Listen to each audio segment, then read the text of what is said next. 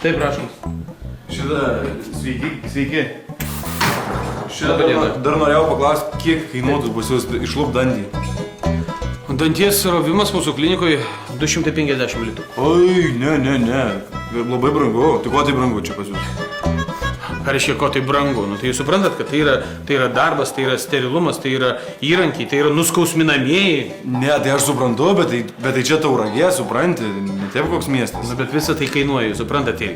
O tai jeigu be nuskausminamų, kaip tu sakai, jeigu be jų, kiek tada kainuotų? Na, jeigu be nuskausminamų, tai aš manau, 150 litų. Ne, 150 irgi labai daug. Ką reiškia labai daug? Jūs suprantat, kad mes dirbam su šveicariškais įrankiais. Jų vien tik tai kaina yra daugiau negu 500 000. Jūs sakot labai brangu. Tai aš, žiūrėk, sugalvojau. O tai jeigu su savo įrankiais, žiūrėk, aš turiu va tokias lopsangės. Čia, aišku, biški kniedė iškrenta, va taip pirštų prispausti. Tai jeigu su savo įrankiais, tai kiek kainuotų?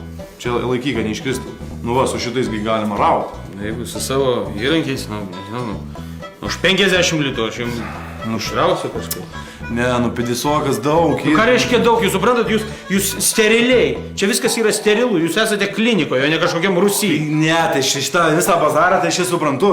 Bet gerai, žiūrėk, tvarkoj, tarkim dabar taip padarom. Jeigu tu be visų sterilumų, bet tų tavo bintų, tamponų ir tų visų, aš va savo turiu popieriaus iš tualetinio.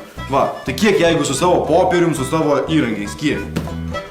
Na, jeigu tik tai išraut, nu, tai už 25 litus aš tai padarysiu. Už 25 litus išrausi? Taip, už 25 litus aš išrausiu. Sėskit, prašau, išrausiu. Ne, tai čia ne man, čia mano uošvieniai.